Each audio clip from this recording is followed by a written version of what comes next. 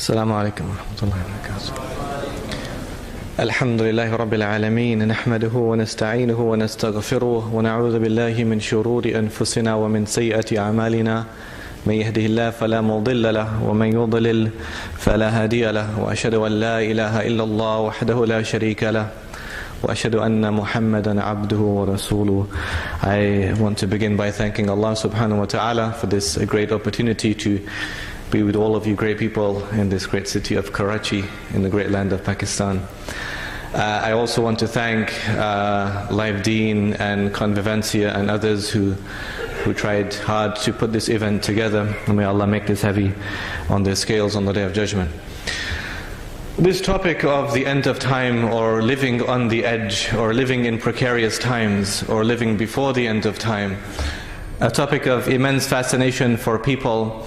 Oftentimes in America, particularly in Hollywood, you have these sequence of movies like 2012 or Independence Day. And all of these films, they celebrate this idea of, although people might live towards a particular end, there is always a salvation, there's always a savior who's going to come and save the day. It is of particularly interest and intrigue for people to want to know about something that they're not certain about. And this is true in our time for all people, men, women, all faiths. And it was also true of the Prophet's companions, radiallahu anhum. They used to discuss amongst themselves and sit and talk about what the end will be like. In fact, once the Prophet came upon them and he heard them talking about these things, and then he settled them and calmed them and informed them about what will happen. Allah in the Quran says, أعوذ بالله من الشيطان الرجيم يسألونك عن الساعة أيان مرساها. They ask you about the sa'a, about the hour. When will the hour be? They ask you about when the hour will be. فِيمَ أَنْتَ مِنْ ذِكْرَاهَا. And Allah says, what can you tell them about it? Meaning, the knowledge does not belong to you. That belongs only to Allah subhanahu wa ta'ala. إِلَى رَبِّكَ مُنْتَهَاهَا يَوْمَ تَرَوْنَهَا. The day that they see it, it will be as if they only tarried on this earth for a day or part of a day. Allah in the Quran says, وَمَا أَمْرُ السَّاعَةِ إِلَّا كَلَمْحِ الْبَصَرِ أَوْ هُوَ أَقْرَبُ إِنَّ اللَّهَ عَلَى كُلِّ شَيْءٍ قَدِيرٌ. That the command of the hour, of the coming of the last hour, is like the blink or the glance of an eye, or it's even closer than that. And indeed Allah has power over all things. When our Prophet came, ﷺ, he put his fingers together like this and says, بُعِثْتُ أَنَا وَسَعَتَكَ هَاتَيْنِ. That my coming and the last hour are like these two fingers. And so even the Prophet's coming was a sign before the end of time. And therefore you will find people discussing and good discourses, and young children are asking questions about the Dajjal and Yajuj and Majuj, and about ghosts and jinn, and people find these things fascinating. It's a great topic of discussion and interest. But the Quran gives us a very stern warning about the coming of the hour.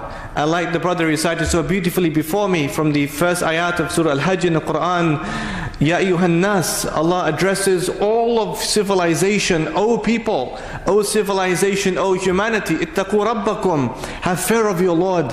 Indeed, inna zalzalata as-sa'ati shay'un azim, that the earthquake of the hour is indeed a great thing, a terrible thing that's going to cause a lot of consternation and fright and worry for a lot of people. And may Allah save us from that time. And so, the first thing we should ask ourselves is, what is the point, what is the purpose of having signs before a particular event arises? Why does Allah give us these signs, these kind of precursors or foreshadowing or forewarning before the coming of the last day? Imam al-Qurtubi rahimahullah said there are three main aghrad, purposes for these signs. Al-hikmatu fi taqaddum al-ashrat. That the wisdom behind the coming of the hour, the signs before the coming of the hour, are three. The first one, iqadhul ghafilin. The first wisdom for these signs before the last hour. The wisdom behind Allah revealing these signs to us in the lips of the Prophet ﷺ is, number one, iqadhul ghafilin. It is to wake up those who are heedless. To wake up those who are heedless, to move and distance us from the monotonous way of our living, to draw our attention to something that is coming our way, an impending doom for a lot of people. إيقاظ الغافلين. And ghafla is heedlessness, defined as إبطال الوقت بالبطالة متابعة النفس على ما يشتهي. It is following your desires wherever they lead you to take us away from this kind of a living. And secondly, وحثهم على التوبة, to encourage and push those people towards repentance, towards asking Allah for forgiveness before a time comes. Before a time comes. Just like in Surah Nuh in the Quran, Nuh alayhi salam is saying to his people, he says to Allah, Rabbi inni da'awtu qawmi laylan wa nahara, I'm calling my people by night and by day. فَلَمْ يَزِدْهُمْ دُعَائِي إِلَّا فِرَارًا. But my calling them makes no use, is pointless, because they're running more away. Firara. Allah in the Quran tells us that there is a running away that people have. قُلْ إِنَّ الْمَوْتِ الَّذِي تَفِرُّونَ مِنْهُ فَإِنَّهُ مُلَاقِيكُمْ. Allah says, say the death that you're running away from is going to catch up with you. All of this running away from, it comes to its climax on the Day of Judgment. Because people will ask, أَيْنَ الْمَفَرُّ? Where is the place to run away from now? Where is the refuge? Allah in the Quran gives us the forewarning, فَفِرُّوا إِلَى اللَّهِ. Run now, escape now towards Allah.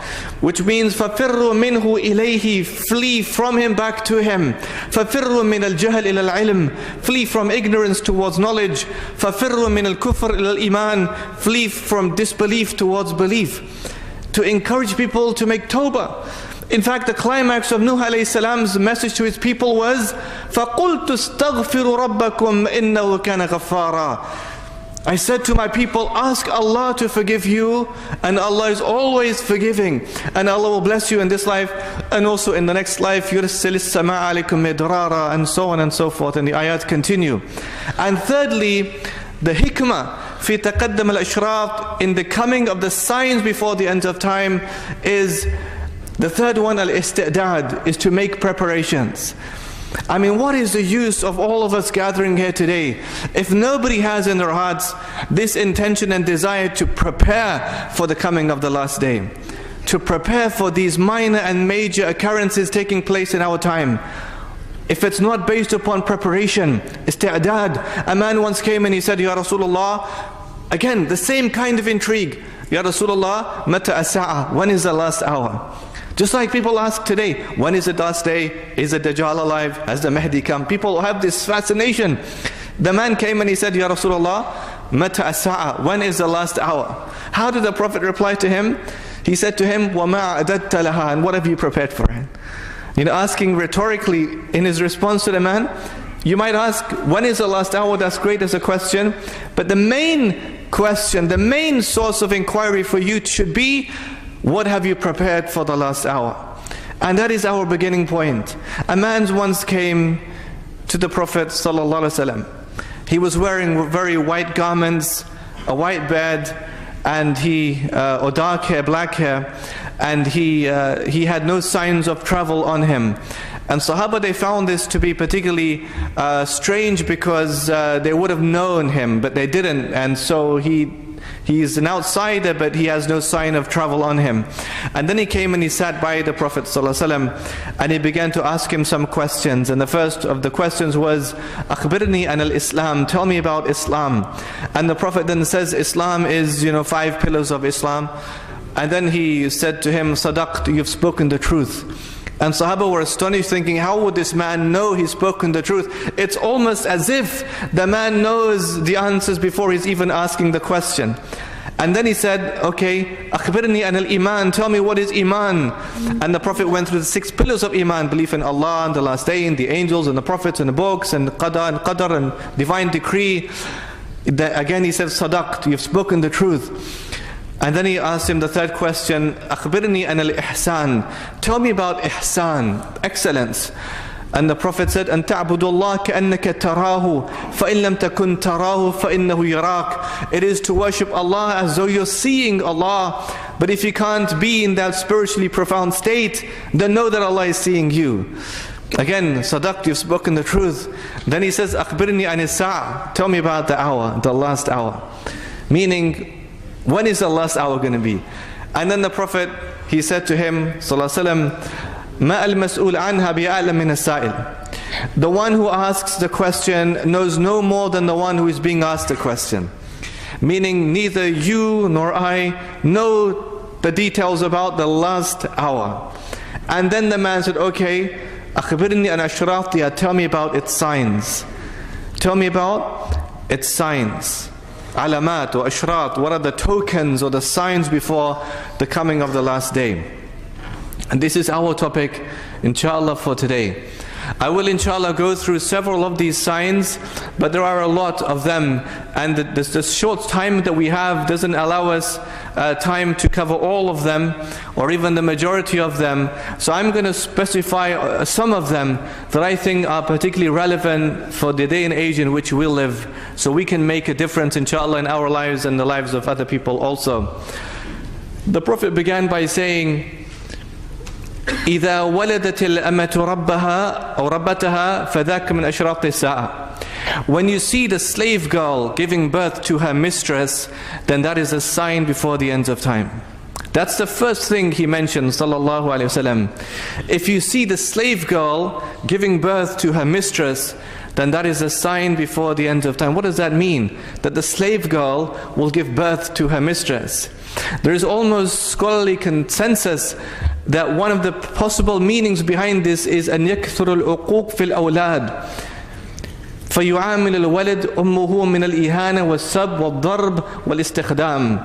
That what it means, or what it potentially could means, is that فيعامل الولد أمه, that the son or the child would make his mother work for him, or the daughter would make her mother work for her.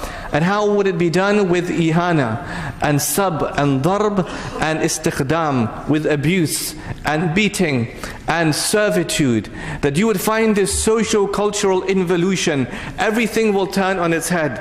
And this is the indication from this part of the hadith, when the Prophet said, إِذَا وَلَدَتِ الْأَمَةُ رَبَّهَا, when you see the slave girl giving birth to her mistress, and involution, everything turning on its head.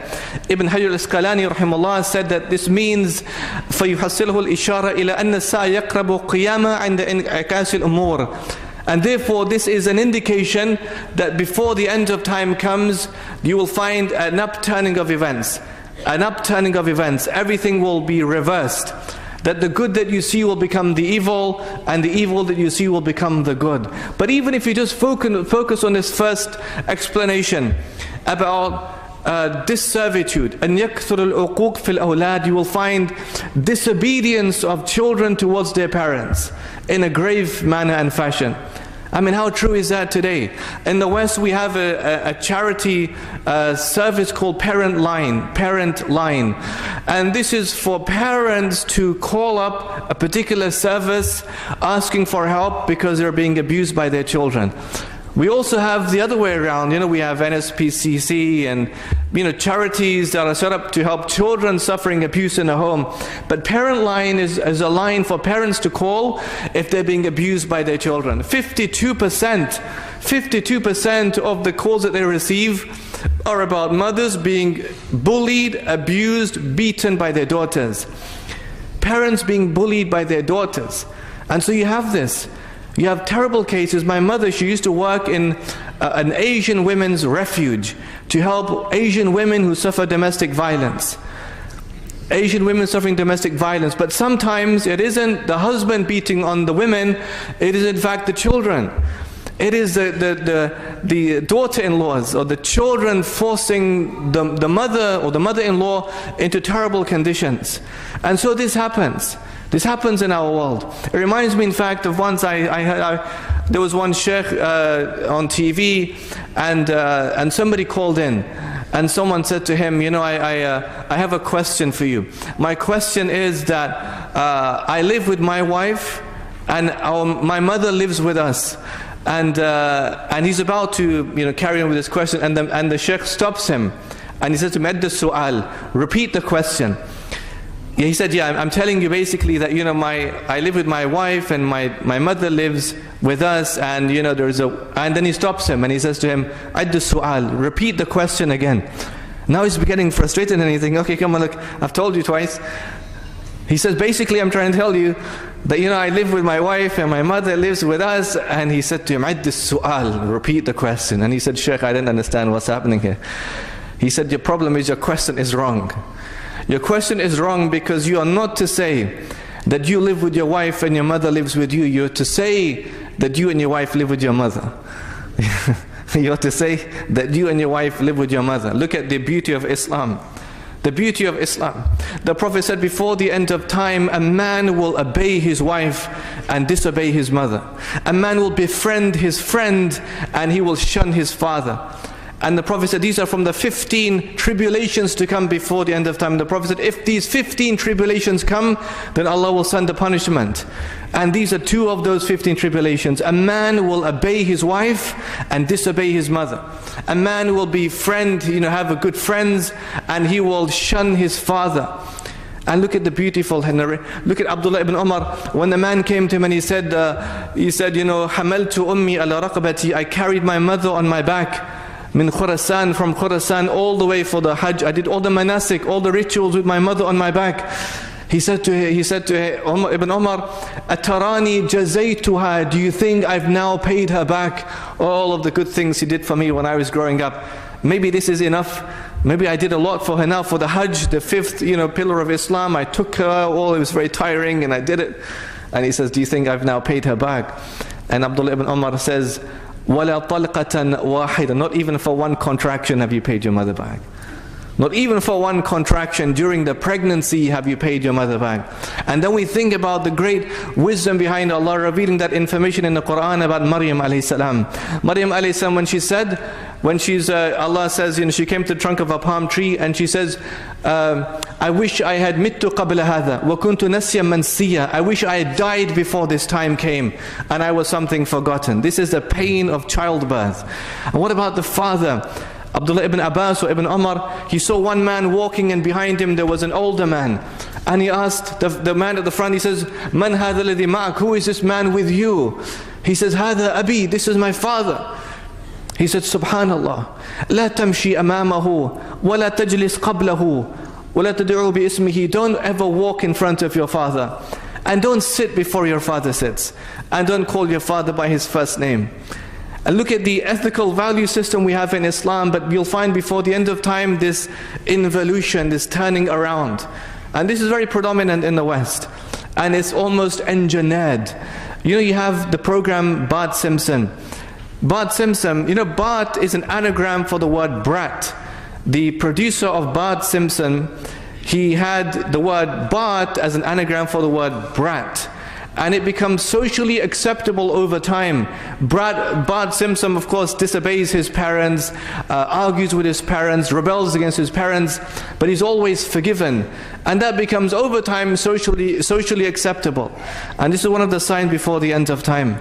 And then the Prophet said that you will find إِذَا تَطَاوَلَ رِعَاءُ الْبَهْمِ فِي الْبُنْيَانِ, when you see the shepherds competing to build big buildings, tall, lofty buildings, for that is a sign before the end of time. Think about that. Shepherds whose previous occupation was to look after sheep, herds of sheep, but now their main occupation in life is to build lofty, tall buildings. What does that mean? That means that Ibn Hajar Asqalani says what this means is that كُلُّ مَنْ يَبْنِي بَيْتًا, everybody in that time who will build a house, يُرِيدَ أَنْ يَكُونْ ارْتِفَاعُهُ أَعْلَى مِنْ ارْتِفَاعِ الْآخَرِ. He will wish that the height of his building is taller than the building of somebody else, like his neighbor. And so, for this reason, he will develop a trait of envy. The Prophet said, before the end of time, تَتَحَاسَدُونَ تَتَنَافَسُونَ ثُمَّ تَتَحَاسَدُونَ ثُمَّ تَتَدَابَرُونَ ثُمَّ تَتَبَاغَضُونَ. In this sequence, he says, you will have rivalry and competition with each other over things, small things, substance, iPhone, iPad, iPod, all these small things, the size of your homes. And then that will lead to envy. You will begin to envy each other. And then by the end of it all, you will develop a hatred for one another because you're never content and satisfied. You're always looking over your neighbor's garden and seeing what have they got that I don't have. a society of envy. How many crimes do we have because of envy? We have murders because of envy. We have sexual crime because of envy. We have theft because of envy. We have family breakdowns because of envy. Because everybody is looking elsewhere. And therefore this motif in the Quran about Qarun is so relevant in our day and age today. إن قارون كان من قوم موسى فبغى عليهم. Qarun was from the people of Musa alayhi salam, but he oppressed them, went wrong against them. And Allah gave him so much. وَآتَيْنَاهُ مِنَ الْكُنُوزِ, so much money. وَآتَيْنَا مِنَ الْكُنُوزِ مَا إِنَّ مَفَاتِحَهُ لَتَنُوءُ بِالْعُصْبَةِ أُولِي الْقُوَّةِ. Allah says it would have taken a group of strong men to carry the keys to his treasures. But he's relishing in all of his newfound wealth.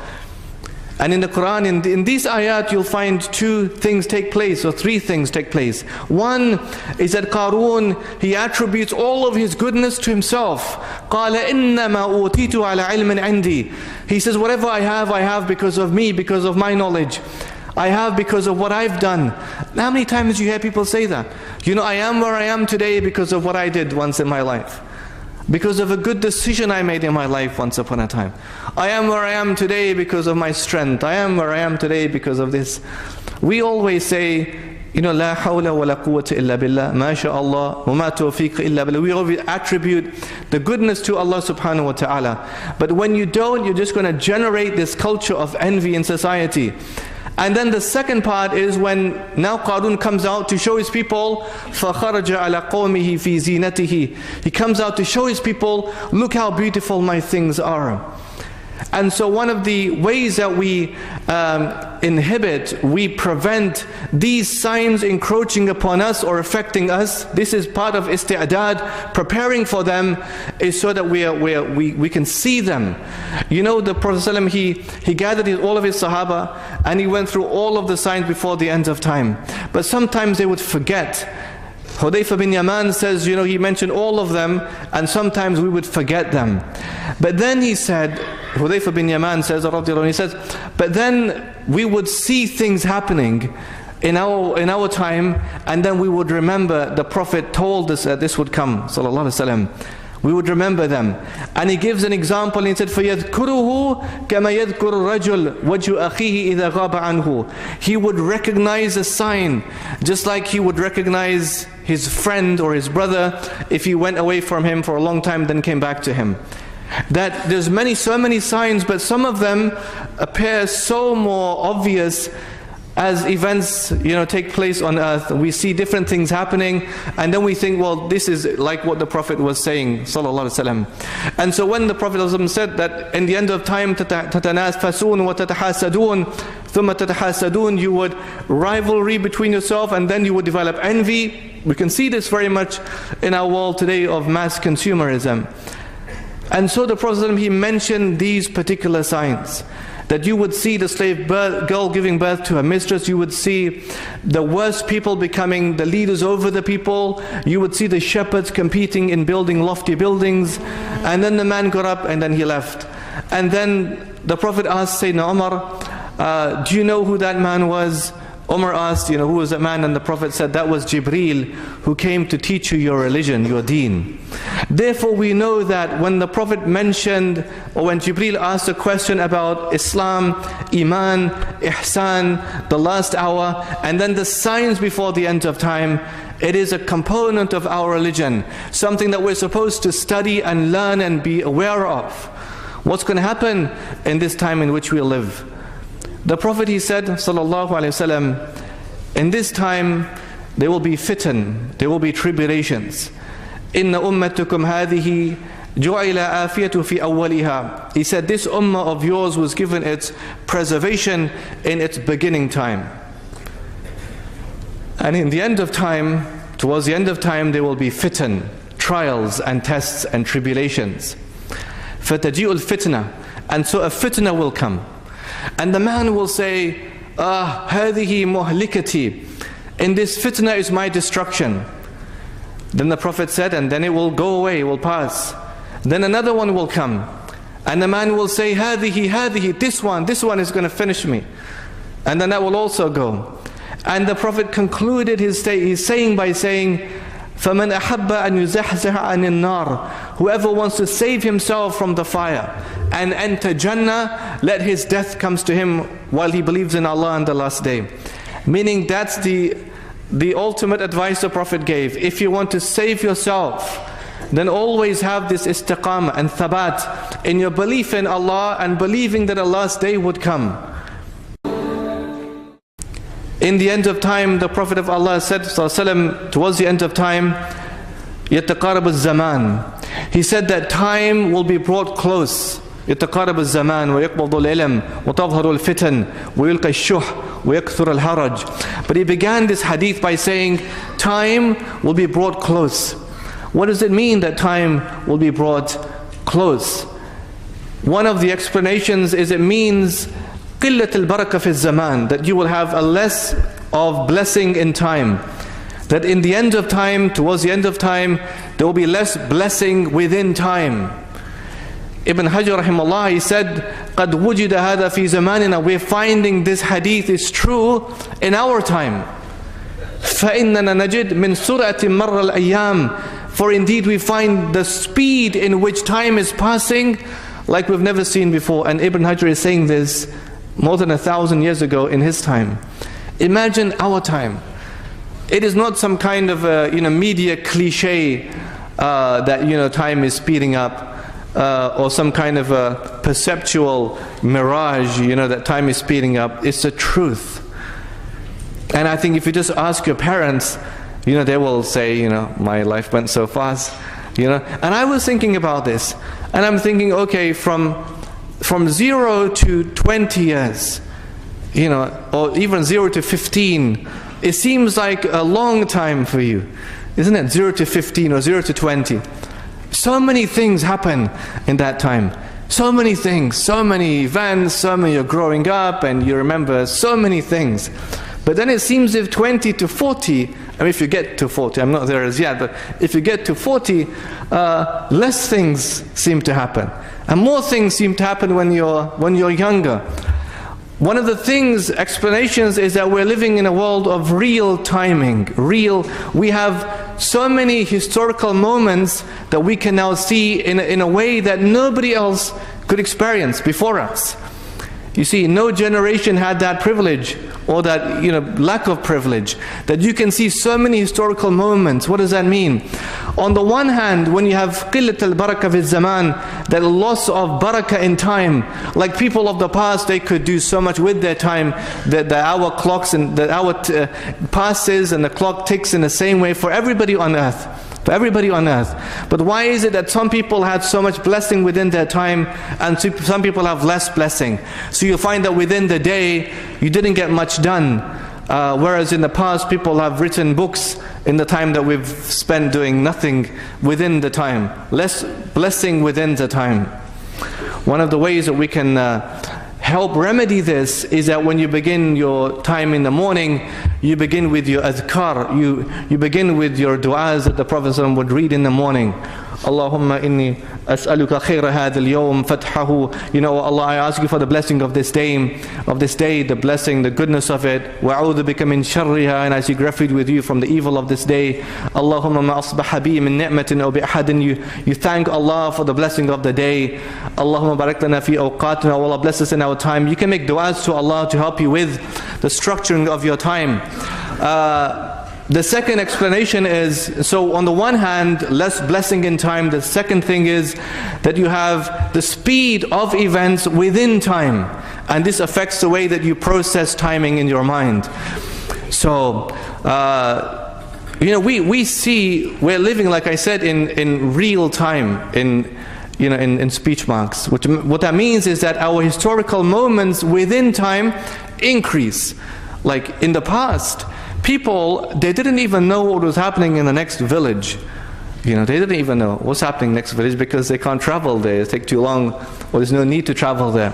Now, from the comfort of your homes, you can know and see live what's happening in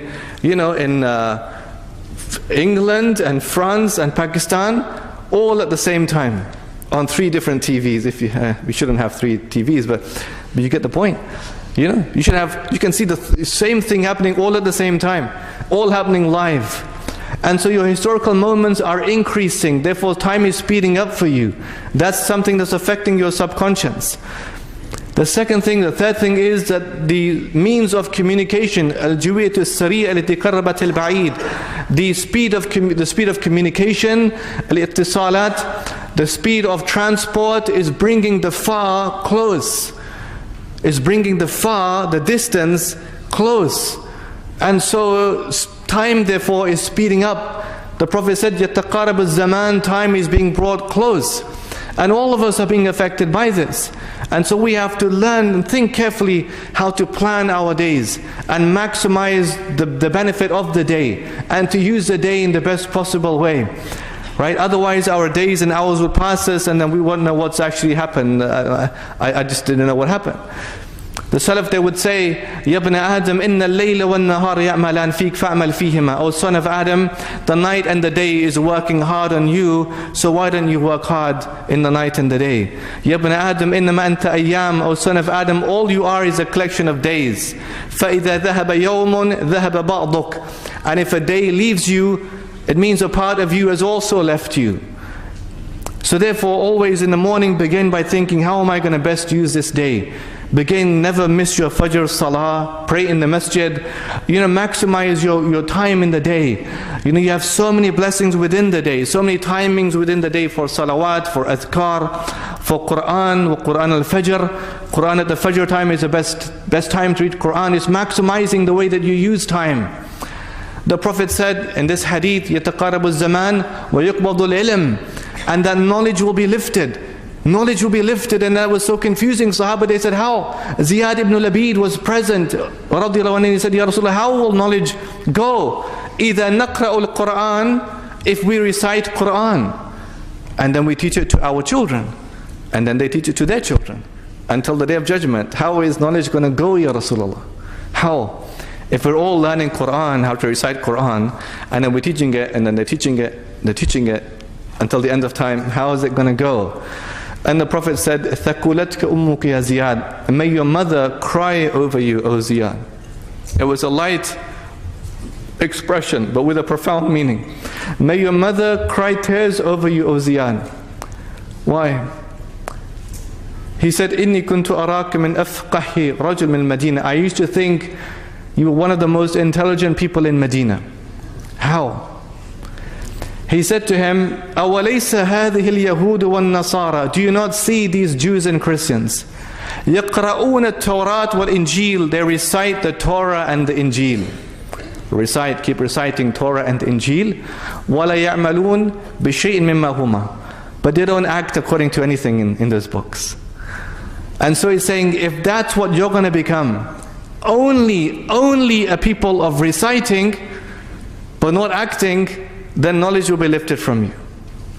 That means you have not appreciated to begin with what knowledge actually is. The Prophet would say in the morning every day after Fajr, Allahumma inni as'aluka ilman nafi'an wa rizqan tayyiban wa amalan mutaqabbalan. Oh Allah, I ask you for beneficial knowledge to benefit me and to benefit others. He would also say, Allahumma inni a'udhu bika min ilmin la yanfa' wa min qalbin la yakhsha. Oh Allah, I seek refuge with you from knowledge that has no benefit, and from a heart that is not having khushu'. But these two are interlinked, interlaced, because your pursuit of knowledge should be to connect yourself to Allah. إِنَّمَا يَخْشَى اللَّهِ مِنْ عِبَادِهِ الْعُلَمَاءِ. Those who truly have khushu' of Allah are the ulama, are those who learn and know things. And therefore the knowledge should lead you to khushu'. If it's emptiness and producing emptiness, then what benefit is it having in you? And so the person was forewarning, if you only become a people of qira'ah, the Quran has obligations upon us. The first one is to recite. The second is to reflect, tafakkur. And then the third is to respond. استجيبوا لربكم من قبل يأتي يوم لا مرد لهم من الله ما لكم من ملجأ يومئذ وما لكم من نكير. Allah says, respond to your Lord. Respond to your Lord. You have to respond to the commands of Allah in the Quran, not just recite. You know, in the 1930s you had two prolific authors in the West. One was called George Orwell, who authored a text called 1984. And 1984, was a book about the future. He wrote the text in the 1930s, and this was his dystopian vision of the future. He believed that when 1984 is going to come, it's going to be a terrible world to live in. He believed that in 1984 you're going to have no books. Books will be banned and burnt, and no one will be allowed to read. And you're going to have government control and surveillance. And everybody will be in a state of, under dhulam, mazlumin. And he wrote this book, and this is what he said, about what he believed 1984 would look like. Around the same time, another man called Aldous Huxley in England, he wrote another book called Brave New World. And he also wrote about, it's a fiction, both are fiction texts about what the future might look like in around the year 1984. And he didn't believe, like Orwell believed, that you're going to have to ban books, or that the government will ban books or burn books. Huxley believed that you're going to have so many books, the world will be full of books, but nobody would want to read a book. You'll have so many books, no one wants to read a book. Where Orwell believed that information would be banned, Huxley believed that you'll have so much information, but you wouldn't know where the truth of that information is. Where Orwell believed, that the thing that you hate is going to destroy you, like you hate to be oppressed by zulm.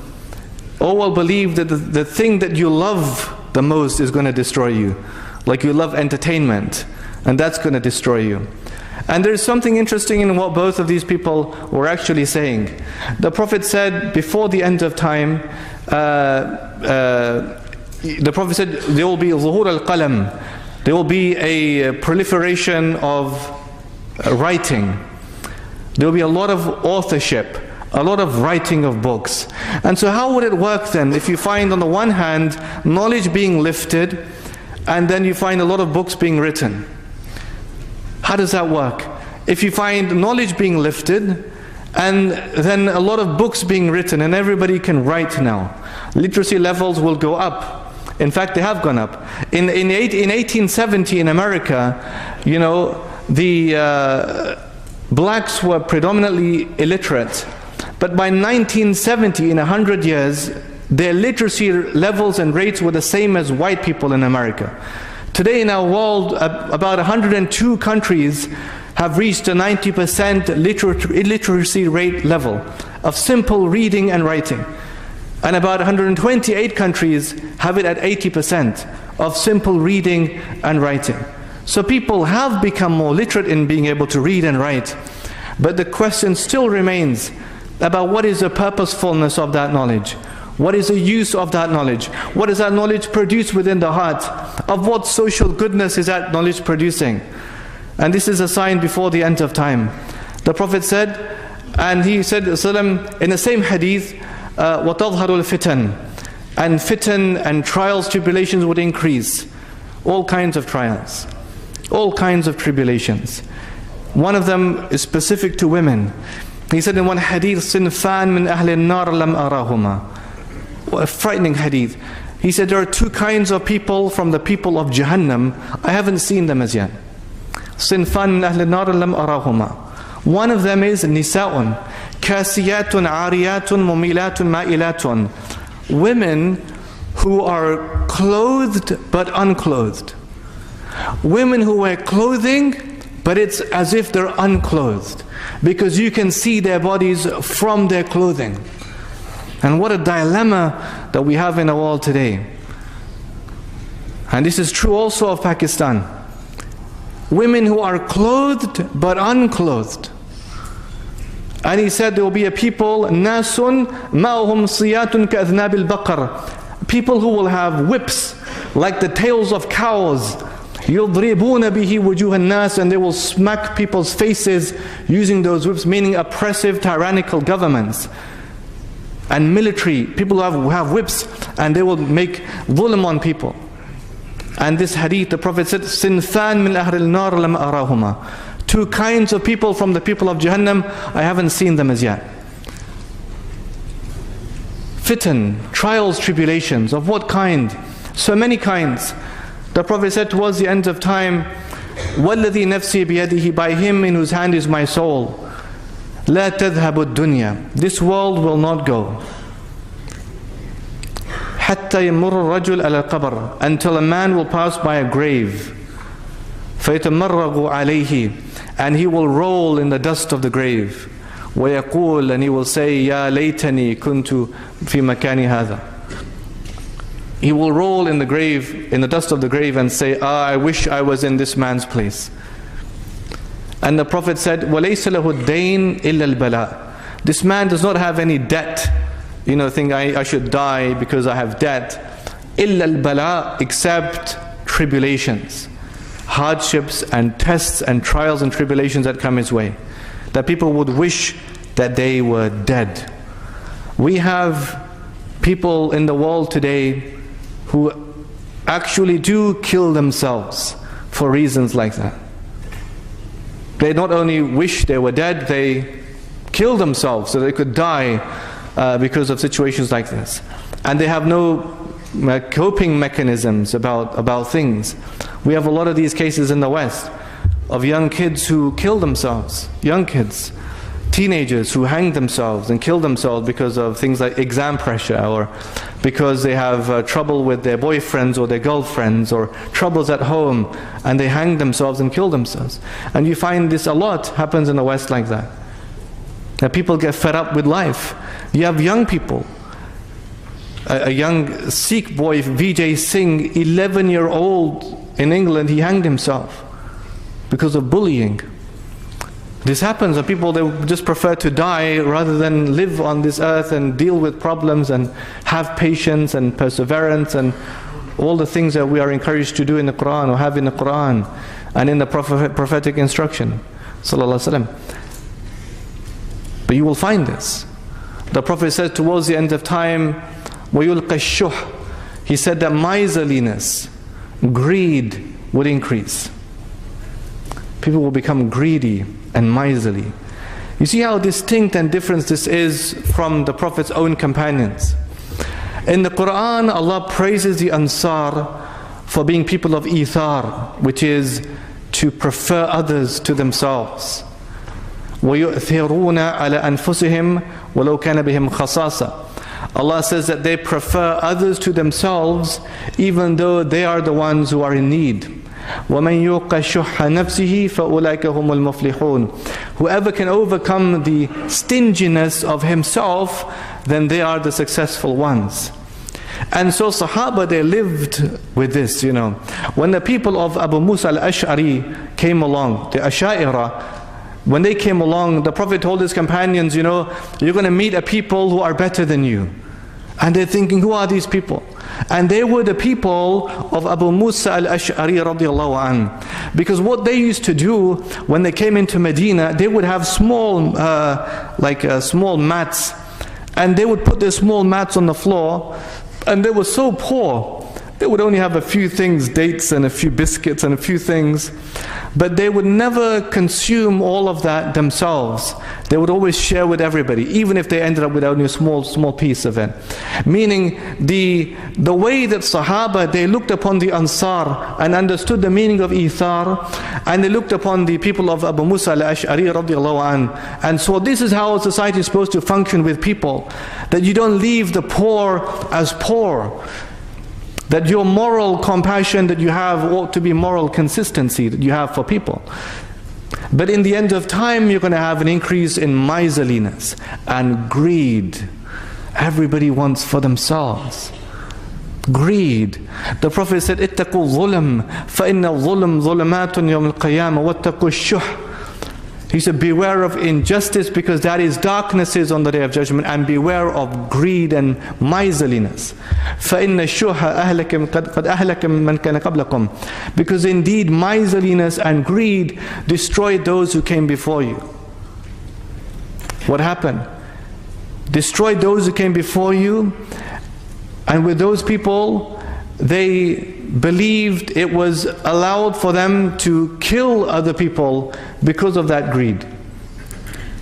سَفَكُوا دِمَاءَهُمْ. They spilled the blood of each other because they were greedy. And how much does that happen? So much. The people are not content. They think that the life is so easy to take because I want something. And if I want something, then I have a right to have that thing. It doesn't matter if somebody is killed, doesn't matter if some mother has to cry her entire life because somebody got killed. The main thing is I want the phone. If I want the phone, I have a right to the phone. I will take the phone. And if you die in the process, well, that's tough luck because I wanted the phone. This is a mindset of a person who just has this shuh, miserliness and greed. He wants everything for himself. And this is a great trouble. In the end of time, in fact, the Prophet ﷺ said not only would people potentially kill themselves because of greed, or kill others because of greed, you would find an increase in mass killing. This hadith, it ends by saying, وَيَكْثُرَ الْحَرَجِ. The Prophet said you will find an increase in haraj. And Sahaba, they said, because haraj is an Ethiopian word, it's not an Arabic word. They said, وَمَا الْحَرَجِ, what is haraj? And the Prophet said, al-qatlu al-qatl. It means killing and killing. Killing and killing. Inna bayna yaday as-sa'a, the Prophet said, before the end of time, al-qatl, you will find qatl. Yazulu, he said that you will find that knowledge would go and ignorance would appear. In fact, in one hadith, like by Imam Ahmad and Ibn Majah, the Sahaba, they said, when the Prophet said this, they said to him, وَمَعْنَا أُقُولُنَا يَوْمَئِذٍ, are we going to have our brains, our intellects at that time? Like they could not understand, what does it mean? How you're saying everyone's going to kill. And the Sahaba, they said, are we going to have our minds? أُقُولُنَا يَوْمَئِذٍ, are we going to have our brains on that day? And the Prophet said, إِنَّهُ لَيُنْزَعُ عُقُولُ أَكْثَرِ أَهْلِ ذَلِكَ الزَّمَانِ وَكَمَا قَالَ, that most people at that time would have no brains. Most people at that time would have no minds. Meaning the intelligence levels are just going to drop. You know, when you look at yourself, we have this conflation of self and otherness in our world. The man who points his trigger, his barrel, and is about to pull the trigger to kill somebody, he has destroyed a part of himself before he's killed anybody else. Because within the self you recognize the other, in that your form is the same, or maybe your eyes look the same, or you both experience joy, or you both experience sadness, you both have mothers that might cry for you, innocent people. The Prophet said that the Muslim remains fi fishatin min dinihi ma lam yusib daman haraman. A Muslim remains, within the boundaries of his religion as long as he does not spill innocent blood. Spilling innocent blood, killing innocent people. The Prophet said it will come to a point in the end of time, وَالَّذِي نَفْسِ بِيَدِهِ, he said, by him in whose hand is my soul, لَا تَذْهَبُ الدُّنْيَا, this world will not go, حَتَّى يَأْتِي عَلَى النَّاسِ يَوْمٌ, until there comes upon the people a day. لَا يَدْرِ الْقَاتِلْ فِي مَا قَتَلْ, the one who kills will not know why he's killing, وَلَا الْمَقْتُولِ فِي مَا قُتِلْ, and the one who is being killed will not know why he's being killed. Imagine, the one who is killing will not know why he's killing, and the one who is being killed will not know why he's being killed. And I think this operates on many levels. If you look at it from a national level, there's a good book by a man called Barry Sanders called A is for Ox. And he looks at gang culture and gun violence in America. And he said that in the 1990s in Los Angeles, in America, you had about 30,000 children who took this oath of do or die. To gain acceptance in the gangs, they have to do something like this, kill an innocent person, to show that they're worthy to be in the gang. And he said that the most famous and popular weapon for gangsters in those days was a gun called the Cobra M11. And the Cobra M11, it has a very large barrel. It's an automatic rifle and it fires like 1,000 rounds per minute. He said why this was a good choice for the gangsters is because this weapon, it defies accuracy. There's no being accurate with this gun, meaning you can't go and make a hit on somebody and just target that one person. No, your whole purpose is to create a carnage, is to create as much blood and body parts and death as much as you can, because this gun is what will produce it. And that was a favored weapon of choice for gangsters in the 1990s, the Cobra M11. And what he then surmises in his book is that if you look at the life of these people from a young age, you will find that these people, as youngsters, they lived in homes where maybe there was some drugs, and there was cable TV, satellite TV, and there was computer games. And in the computer games, all they do all day long, playing the computer games where they have to kill people on the computer games. And the more people they kill, then the more points they get, and the more marks they get, the more people they kill. And they're seeing that every single day. Their minds are transfixed, fixated on the visual image. If we live in the world of the visual image, all we become is passive recipients. All you're doing is you're seeing a flurry of screens so fast for your brain to register. All it's just, you're just taking it all in. And you're not doing much thinking, you're just now, you're just going along with the flow. And so from the active you become passive, and that's it. And so you're programmed just to press the buttons and just shoot and kill. For a people, he said, like that, who have no education, he said in their homes you will find no books, no literacy, no reading, nothing. They can struggle with humanizing another life, because all they're confronted with is death and killing. And he has police transcripts, and those kids who kill other people, innocent people, they never use words like murder or kill or pain. They use words like annihilate, obliterate, terminate. It's like the same kind of words that you're going to find in the movies or in the computer games. This is on a national level. People killing innocent people. The more cold the heart is, the larger the barrel is going to be. And the less they're going to see the human at the end of the barrel. The more cold the heart is. And then you find on an international level, mass killing. Mass killing and murder. If you look at the Second World War, you had these fire raids in Hamburg, in Tokyo. In Hamburg, for example, in 1943, they flew about 300 B-29 bombers over Hamburg in the fire raid, which lasted 6 hours, where the air temperature in Hamburg and Tokyo was 800 degrees Celsius. Air temperature, 800 degrees Celsius. The eyewitnesses said that we saw people just spark up like matches. Just spark up like matches out of nothing, because it's so hot. And first they sent these 50-pound incendiaries, and 100 pounds, 500 pounds, 1,000-pound incendiaries. And so people had no escape. Now the B-29 bombers, before the bombs have even landed, they're way off somewhere else. They don't see the mess that they've created. So we live in a world of indifference, desensitization, dehumanization. If people are killing, they don't see the mess. It's much harder for a person flying his F-16 fighter jet.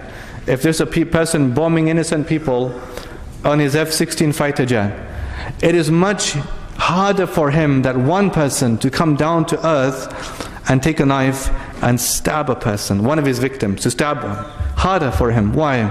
Because he has to pass through 3 phases. When he's about to kill that person, he will see the person begging for his life. Please, please, I'm sick, or my mother's dying, or he will say something just to save himself.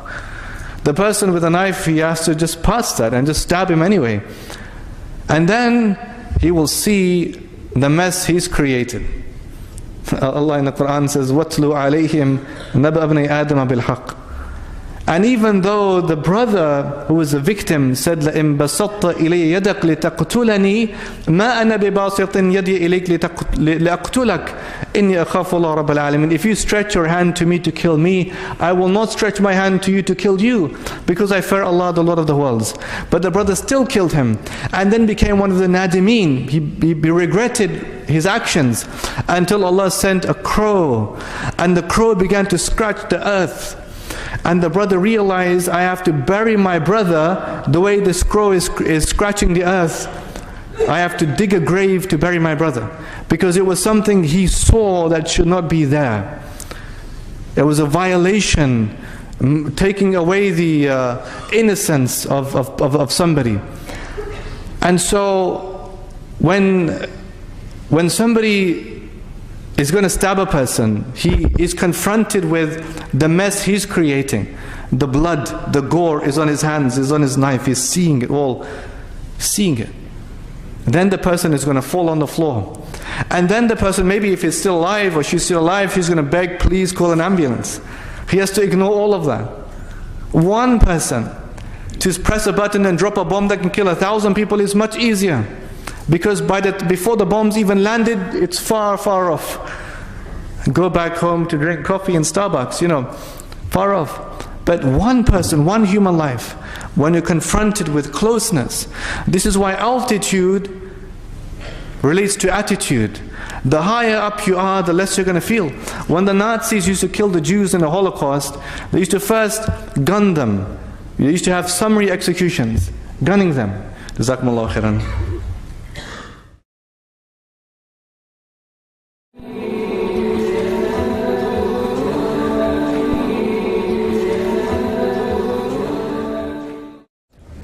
I would now invite Dr. Usman Latif to start with the second session of today's lecture shop. Assalamu alaikum. Bismillah ar-Rahman ar-Rahim. Wa salatu wa salam ala Rasulillahi sallallahu alayhi wa sallam. Thank you, Jazakallah khair, for all coming back. And so I was speaking before we broke about the difference between killing in proximity and killing in altitude.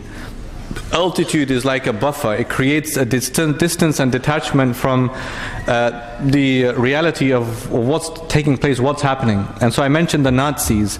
The Nazis first, they would have summary executions of Jews. They would line them up and then they would be killed with guns. Until what began to happen is that the ones who are doing the killing would feel over time a sense of repulsion because they're seeing so much blood and killing. And so the strategy was devised by the Nazis, which was to introduce the gas chambers. And so when they had the gas chambers, then they would promulgate the fact that it is not the people who are killing the Jews, it is the fan. The fan is running and spinning, and it's a fan doing it, rather than the people doing it. That was one thing. The second thing is that when they would kill the Jews, the Nazis were commanded to remove any items of worth. It could be money, it could be possessions, could be gold in their teeth. Take out everything of any worth. But they also had cards, identity cards. And so when the Nazis who would do that killing would remove these identity cards, sometimes the names of those victims were the same names as the mothers and the sisters of the perpetrators. And what would that create? It would create a humanizing. If you have a name, like in Eduardo Galeano's poem, he has a poem called Nobodies. He says, in our world there are nobodies who are nobodied and who are no ones, who are not but could be, who don't speak languages, they speak dialects, who don't have art, they have handicrafts, who don't have names, they have numbers, who are not humans, they are human resources. And so if you don't have a name and you have a number, it means you're devalued, you have no real sense of existence. And this is what's happening. So when you have dehumanization of the other, what you have to do, the people have to strip them of their humanity so that it's much easier for them to be killed. And this exists at a very small level with gang culture and street killing. You have to have a loss of yourself. So I began by saying that. You have to have a loss of yourself before you can take somebody else's life. You lose something innate and natural of a fitrah in yourself before you can do that, because Allah didn't create you to do that. It was against you to do that. In the Quran, Allah says, قُلْ تَعَالَوْا أَتْلُوا مَا حَرَّمَ رَبُّكُمْ عَلَيْكُمْ. Say, come and I will tell you what your Lord has forbidden on you. One of them is, أَنْ لَا تَقْتُلُ النَّفْسِ الَّتِي حَرَّمَ اللَّهُ إِلَّا بِالْحَقِّ. You do not kill a soul except with justification. You do not kill a soul. It's from the mithaq of Bani Israel. وَإِذْ أَخَذْنَا مِثَاقَكُمْ لَا تَسْفِكُونَ دِمَاءَكُمْ. Allah made this as a covenant for Bani Israel. Do not spill the blood of one another. And Sahaba was so strict on this issue. Once the people of Kufa came to Abdullah ibn Umar, and they said to Ibn Umar, you know, they had a question. They said, يَسْأَلُونَ عَنِ الذُّبَابِ. They were asking about killing flies. Is it allowed in Islam to kill flies? Like, is it allowed in Islam to kill flies, innocent flies? Is that allowed, you know? And Ibn Umar became so angry with them. He said to the people, look at the stupidity of the people of Kufa. He said, look at the stupidity of the people of Kufa. يَسْأَلُونَ عَنِ الذُّبَابِ وَقَدْ قَتَلُوا Ibn binti Rasulullah. They ask about killing flies while they've just killed the grandson of the Prophet Imam Hussein radiallahu anhu. That they're worrying about small things, about killing flies, and they've killed the Prophet's own grandson sallallahu alaihi wasallam.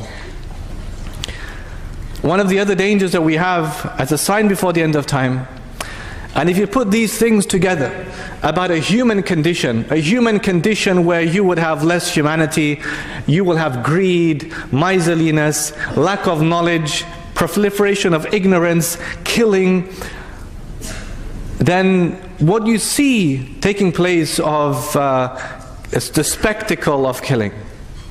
Like what the world witnessed when the Zionist Israelis were bombing from Siderat, watching from Siderat as Gaza was being bombed. And yet all the Zionists, they all came with their chairs and the popcorn. The popcorn and the chairs and the Coke, and they all sat together to watch the bombing campaign. You know, this reminded me what happened in Pakistan some years ago, many years ago. I don't even remember the details of it, but I know that there was 2 boys in Pakistan. You might remember. Sialkot. 2 boys in Pakistan, yeah. I remember that. We all saw that on the news. All over the world saw it. 2 boys in Pakistan. I don't even know the story. I don't know the context, nothing, except there were 2 boys in Pakistan, and we saw this mob around them. And the police are standing, and everyone's beating them, and they're cutting them, and they're doing terrible things to them. That is a spectacle of suffering. And if you want to really understand what it is about, read Surah Al-Buruj in the Quran, because Surah Al-Buruj is a template. It is a template. It is to understand all of this.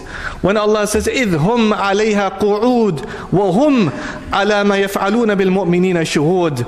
إِذْ هُمْ, even this is one ayah, إِذْ هُمْ عَلَيْهَا قُعُودٌ. Just a few words. إِذْ هُمْ عَلَيْهَا قُعُودٌ. Allah explains everything in these few words. Allah says, when they, alayha, this is, Allah gives emphasis to exaggerate the meaning. The people who are burning these believers alive were not, alayha is over, it means on top of. They were not over on top of the fire, but the scholars, they say it means qaribun min amaliyat at-ta'dhib fa fi'l an-nar, that the perpetrators who were burning believers alive was so close to the fire, they were taking joy in seeing the burning of skin. And so Allah says, idhum alayha, when they were looking over, so close to the fire, because they were enjoying what they were seeing. Then Allah used the word qu'ud, and Allah did not use the word julus. And the difference between julus and qu'ud is, if you say ijlis, it means sit down, quickly, then get up. But qu'ud is different. Qu'ud means sit down for a long time, take your rest. Have a seat, take your rest. And so Allah says about these killers that they were over the fire walking, and they were sitting for a long time taking their good rest and watching the spectacle of human suffering. And that is happening again and again and again in our world. It happens in schools with school bullying. Now with the smartphone, they call this a smartphone. But what if the smartphone is in the hand of a dumb person? What if the person using the phone is dumb, even though the phone is supposed to be smart? Because if you're using the phone to capture the image of somebody bleeding, or somebody crying, or someone crying and being burned. When the smartphones came about first in England, you had a case of a homeless man who was sitting at the bus stop. And he's homeless. He has no home. And so he's sleeping at the bus stop because he has no place to sleep. And these two young kids, they came to him and they put petrol all over his body. Then they lit a match and they set the man on fire. And one of them is capturing the whole thing, laughing, grinning on the phone. And then what do? Stick it straight away on YouTube and Facebook. Let the world see. There was once upon a time people would feel ashamed of what they were doing. But now there is enjoyment. Enjoyment, happiness in all of this. Let the world see. This happens at a micro level and a macro level. It happens in schools, it happens in homes, and it happens in Pakistan, it happens all over the world. And this is a sickness. It is a mental illness. It is a sickness of the heart. If ever you could think there is some enjoyment to get in the pain of somebody else. Why? Because those bonds of us and them, or self and otherness, that's supposed to be joined, particularly when there's Muslims involved. إِنَّمَا الْمُؤْمِنُونَ إِخْوَةً. Allah says that the believers are brothers. Kullukum, all of you are brothers and sisters. How can you let something like this happen? It means you've broken something, killed something in yourself. You've killed yourself before you've even tried to kill somebody else. And this is a tragedy. And so therefore you have a role. What is the solution for this? In any situation like this, 4 groups of people emerge. We have the perpetrators, the victims, the bystanders, and the rescuers. The perpetrators are the ones doing it. The victims are the poor people stuck in it. The bystanders are those who are just watching it. Either they're watching it and are silent, and that's a crime, or they're watching it and they're laughing and they're enjoying it. Like in schools when someone's poor kid's about to be beaten up, and the people around saying, fight, fight, fight, fight, fight. Egging the people on. I'll tell you something interesting. If you read the accounts of victims, they oftentimes say that the people we are most angry with are the bystanders. Not with the bullies, because they have this propensity to do evil unto others. That's one thing. But the bystanders, we expected them to help us, but they didn't help us. There was a case in England. This Indian man came from India to see his granddaughter or daughter. And he came fresh from India, and he's in the tube, in the train in England, London. And the man is there with his daughter and maybe some other family members, and it's crowded. And you have these thugs, racist thugs, who start picking on the man. The man can't speak English, so he can't answer them back, and they're picking on him and they're laughing at him. Then they start beat him, and they're beating him. The daughter is screaming, asking for help, help, please, somebody come. Nobody's doing anything. You know what they're doing? And there was a picture from the other carriage. People from the other carriage are from the window recording it. I mean, what kind of insanity is that? It's like when the Prophet said, إِنَّهُ لَيَنْزِعُ قُولَ أَكْثَرِ أَهْلِ ذَلِكَ الزَّمَانِ. Most people will lose their minds. He said, most people will have no brains.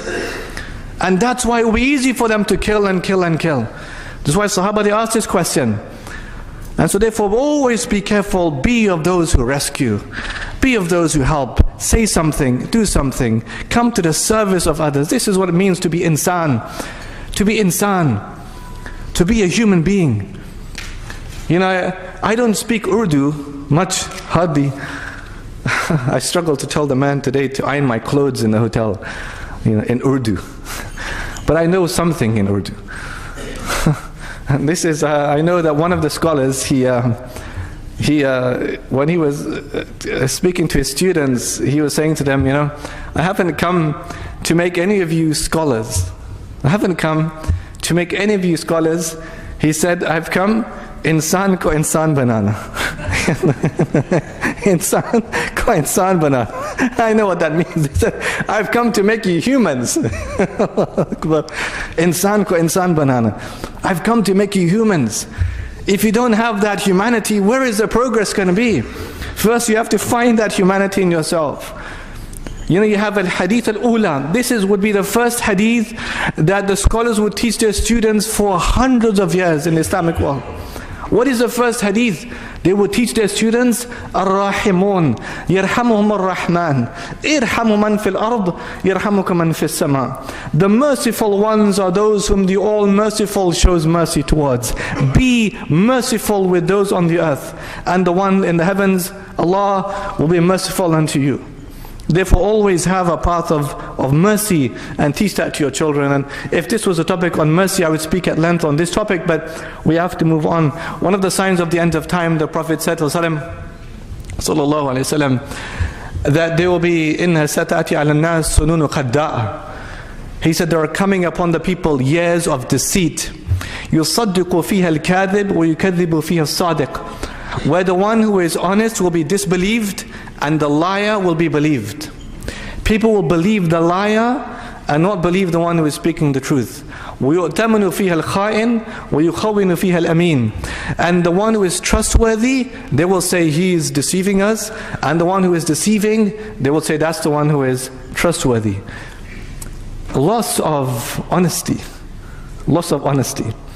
People won't know who's honest anymore. Is a man speaking the truth, or are others only like these pretentious words coming from his lips, and in his heart all he has is greed and malice, because there's no truth in what he's saying? When the people of Najran came to Nabi Sallallahu Alaihi Wasallam and they said, Ya Rasulullah, ib'ath lana rajulan ameen, send a truthful man back to us to teach us, people of Najran. And the Prophet said to them, I will send to you, لَبْعَثَنَّ إِلَيْكُمْ رَجُلًا أَمِينَ حَقَّ أَمِينَ حَقَّ أَمِينَ. I will send to you someone who is truthful, really truthful, and really truthful. And Sahaba are looking and thinking, maybe it's me. Each one is thinking, maybe I'm the real truthful person. And the Prophet sent who? Abu Ubaidah ibn al-Jarrah radiyallahu anhu. In one hadith the Prophet said, Inna fi kulli ummatin ameen. Every ummah has its trustworthy one. And a trustworthy one from our nation is Abu Ubaidah ibn al-Jarrah radiyallahu anhu. Once Umar was Khalifa radiyallahu anhu, and he was in a big gathering like this, and he asked the people, Tamanna, make a wish. One man gets up and he says, Tamanna, I wish this whole room was full of gold, and I would use that gold in Allah fi sabilillah. Okay, he sat down. Another man, he said again, make a wish. Man gets up and he said, I wish this whole room was full of pearls and rubies and jewels, and I would use all of that in Allah's way. Good, he sat down. He said again, make a wish. A man gets up and he says, you make a wish. No, we're tired of making wishes. Omar says, if I was to make a wish, I would wish for the whole room to be full of men like Abu Ubaidah ibn Jarrah radiyallahu anhu. And it's not just gold is going to fix the problems of the ummah, again jewels. It's honest people of transparency and honesty and decency. That's going to help fix our problems. But not liars and deceitful people. The Prophet said there will be years of deceit where people will disbelieve the ones who are speaking the truth and believe the ones who are lying. وَيَنْطِقُ فِيهَا الرُّوَيْبِضَةِ. And he said in those times a Ruwaybidah would speak. And he asked, and they said, and who are the Ruwaybidah? And the Prophet said, As-Safi يَتَكَلَّمْ فِي أَمْرِ الْأَعْمَةِ. It will be the most ignorant people speaking about public affairs, speaking about things that may make a difference, mean something important in people's lives. Who's going to speak? The most ignorant people, la'im. In one hadith the Prophet said, one of the signs of the end of time, من أشراط الساعة أن يغلب على الدنيا لُكَعْ ibn Luk'a. He said from the signs of the end of time is that there will be a lot of Luk'a ibn Luk'a. And the Luk'a is la'im, jahil, safi, ahmaq. He is the most stupid person, ignorant person, mean, silly, cruel person who will have no value. A person of unimportance, speaking about unimportant things, but the people, they will give him a high station, وَهُوَ لَا يَسْتَحِقْ, even though he's not deserving of it. And this is like what you find in our world today. Sometimes there are commentators, sometimes, most of the time, they're celebrities. You're giving people who are selling the world an image, not an ideal. not a value, not a nice way of living, but an image of themselves, a haircut, hairstyle, clothing, fashion. Look at me, look how I'm dressing. You know, an image, that's it, superficiality. But what's absent in this is the ideal, is the value. There was an article in England in the paper, one of the important women, she had an article in the paper, front page, and it said, you know, I love everything about my body. She said, I love my hair, my eyes, my ears, my nose, my legs, my arm, everything. But the only thing that was missing in her article was, I love my ideals, I love my manners, I love my character, I love my values. All of the important things were missing, and all of the less important things were the ones that were there in the front page of the tabloid paper. So people can learn, well, these are the things that make a difference.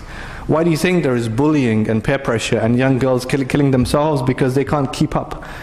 If that's what you're teaching them, that you have to look like this, and you have to wear these branded clothing, and the poor parents can't afford the branded clothing, and they can't look like that because Allah made them look different. And if that's what you're teaching them, that this is how you're supposed to live, and they can't live like that, they lose hope in life.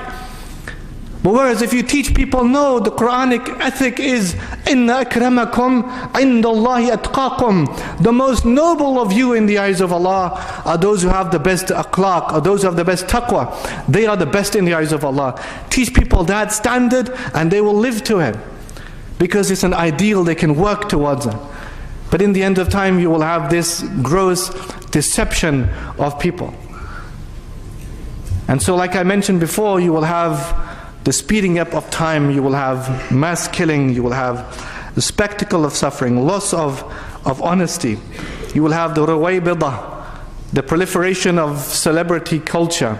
People who have no real value except that they, and you know, by the way, that their stage life is so limited. You know, if you think of a celebrity, how long they spend on the stage is very limited. Because the ones who are selling that image, the marketers and the advertising agencies who are making a lot of money from the image of that person, they need somebody who's always beautiful and always has the nicest voice. But no one's voice remains always the most beautiful, and no one's remains always the prettiest or the most handsome, because they age. Allah takes us through phases. We age, you know, and then somebody else will come along and they're more beautiful and better voice, and then they come on the stage. And then they get older, and then they have to move on, and another person comes. It's like that. It keeps going on like that. So it's so superficial and so temporary, and not something for us to be so fixated with. One of the signs before the end of time, and this is about living at the edge of time, the Prophet, he said in the hadith, sallallahu alaihi wasallam, "Badiru bil a'mal." He said, be quick to do deeds, good deeds. Why? Fitan ka qit'i al-layl al-muslim. Because he said that the fitan, the tribulations, will come over you like the dark night comes over you. Be quick to do good deeds, because the fitna will come over you so fast like the dark night comes over you, so fast. In one hadith, in fact, another hadith, he said, Al-ayatun kharazatun manzumatun fi silk. فَإِنْ يَقْطَعُ السِّلْكِ يَتْبَعْ بَعْضُهَا بَعْضًا. Or كما قال, he says that the signs before the end of time are like pearls on a string. And when the string is cut, then all the pearls will follow one after the other. There will be a successive flow of all of these signs coming one after the other. And so in this hadith he said, be quick to do good deeds, because fitna will come upon you the way the dark night comes over you. يُصْبِحُ الرَّجُلُ مُؤْمِنًا وَيُمْسِي كَافِرًا وَيُمْسِي مُؤْمِنًا وَيُصْبِحُ كَافِرًا. A man will be a believer in the morning, and by the evening he's a disbeliever. And in the evening he's a believer, and by the morning he's a disbeliever. Why? The Prophet said, يَبِيعَ دِينَهُ بِأَرْضٍ مِنَ الدُّنْيَا. In one narration, قَلِيل. He says he will sell his religion for a small price from this world. He will sell his religion for a small price in this world. Now I want you to think about this hadith. The beginning of the hadith says, بَادِرُ بِالْأَعْمَالِ. Go and be quick towards good deeds. The ending of the hadith says, people will lose their iman, their faith, because of the dunya. Why is the Prophet telling us to be quick in doing good deeds? Think about the Quran. In the Quran, Allah is telling us again and again to be quick.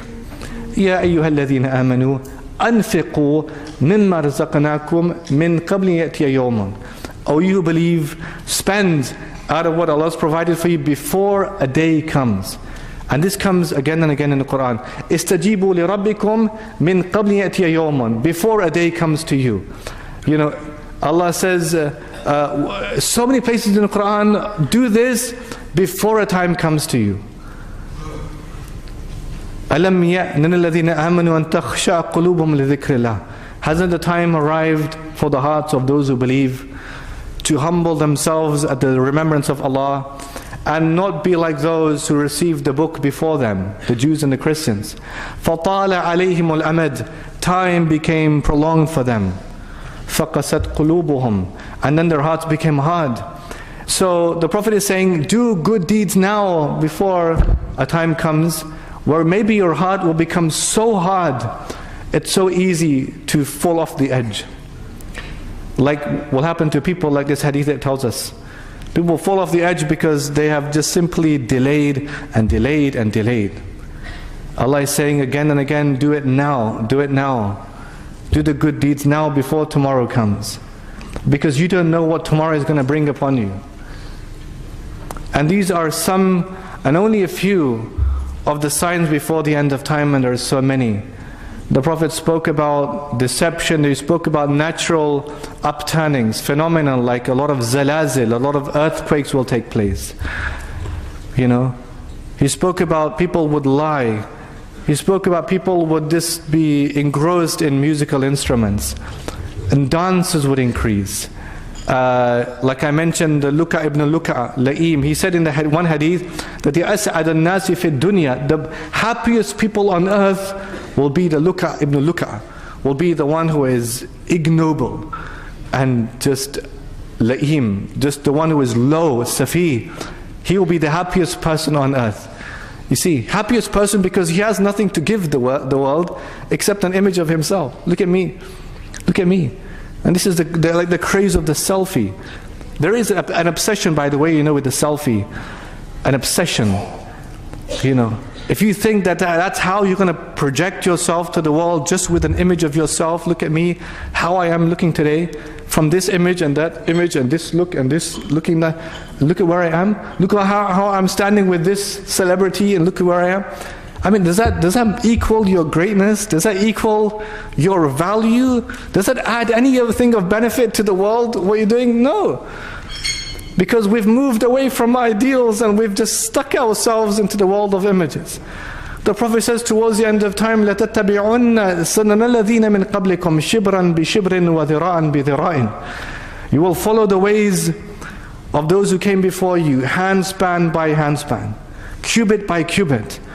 حَتَّى لَوْ دَخْلُوا فِي جُحْرِ الضَّبِّ لَأَتْبَعْتُمُوهُمْ. Until if one of them was to fall down the hole of a lizard, you would follow him down the hole of a lizard. I spoke about this yesterday, that in the 1930s a man called Walter Lippmann wrote a book called Public Opinion, and he coined this term called the bewildered herd. The bewildered herd. Herd is like a group of cows, they just grow off and eat together and, you know, walk together. They're just a herd, and they're bewildered, confused, they don't know what's happening in the world.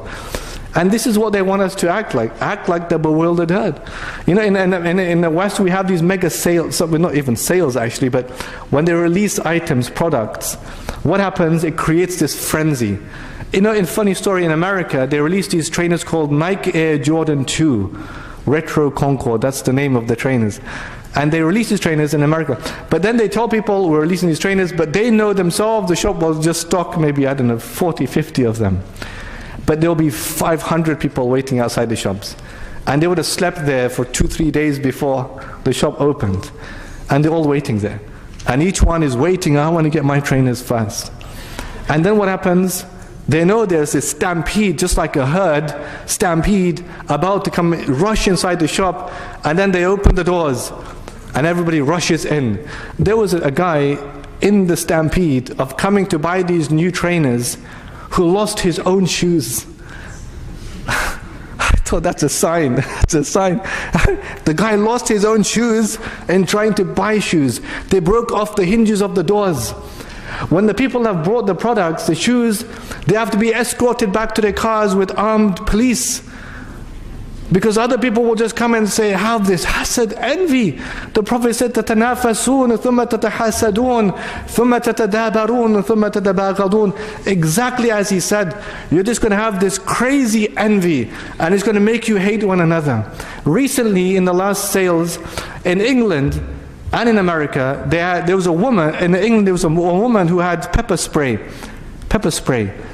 And there was young kids with their parents going off with these computer, Xbox, whatever, Nintendo, whatever, taking them out. And the woman, caught live on camera, is pepper spraying the kids in the faces, on the faces, you know, and spraying the mother so she can take the box. I mean, what's the big deal?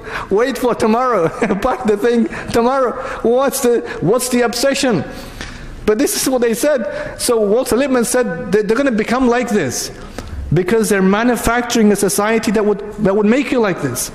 But our Prophet warned us so long ago, sallallahu alaihi wasallam, that this is what the world is going to be like. So you have to protect yourself, protect your deen,